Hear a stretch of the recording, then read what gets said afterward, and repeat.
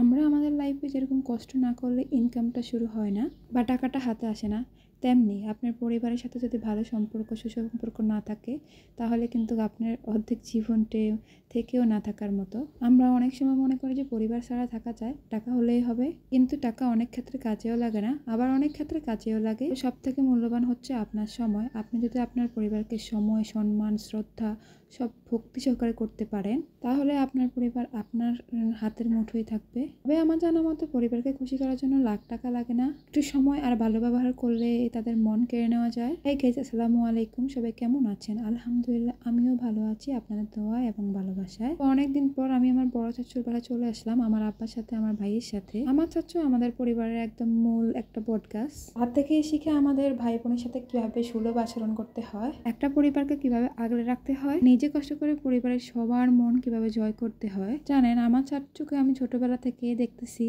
তিনি কখনো কোনো কিছু প্রকাশ করেন না, তবে সব ভাই বোনের মনের আশা, যা কিছু চাওয়া পাওয়া সব কিছুই তিনি চেষ্টা করেন তাদেরকে দেওয়ার জন্য। এমনকি আমাদেরকেও তিনি অনেক সুন্দরভাবে যত্ন করে আগলে রেখেছেন। আমার দাদা থাকতে তো আমার দাদাই পরিবারের মূল সদস্য ছিলেন। এখন আমার দাদি আসে অবশ্যই, কিন্তু তিনি অসুস্থ।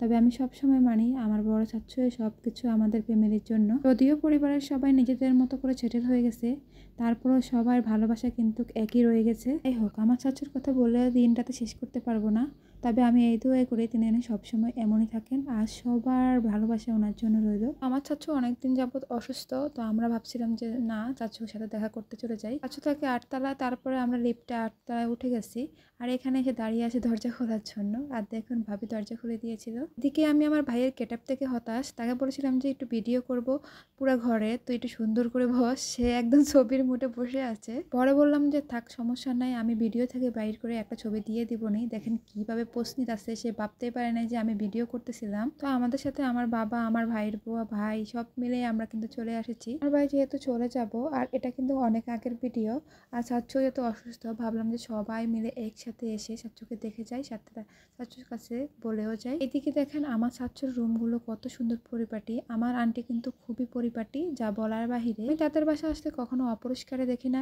এরপরে আমার চাচ্চু অফিস থেকে চলে এসেছে, আমার ভাইয়া চাচ্চুকে নিয়ে এসেছে। এই মানুষটাকে যত দেখি ততই মুগ্ধ হয়ে যায়, শুধু সন্তানের জন্য বা ভাই বোনের জন্য বা আমাদের জন্য না, এখন তো নাতি নাতনি ছাড়াও কিছু বোঝে না। দেখেন আমার মেয়ের সাথে কিভাবে একদম ছোট বাচ্চার মতন দুষ্টুমি করতেছিল। তারপর ভাবি বললো যে আমাদের রুমে আসো, তো আমি ওখানে গিয়ে ছোট্ট একটা ক্লিপ নিয়েছিলাম। ভাবির রুমটাও কিন্তু খুব পরিপাটি। আর এইদিকে আমরা স্বাস্থ্য ভাই বোনেরা মিলে কথা বলছিলাম, আর এইদিকে দেখেন ভাবি একদম খাবার রেডি করে রেখেছেন। তো খেয়ে দিয়ে আমরা বাসা চলে যাবো, যেহেতু আমার ছেলেকে আনি নাই। আজকের ভিডিওটা এই পর্যন্তই। সবাই ভালো থাকবেন, সুস্থ থাকবেন, আল্লাহ হাফেজ। আর আমাদের পরিবারের জন্য দোয়া করবেন।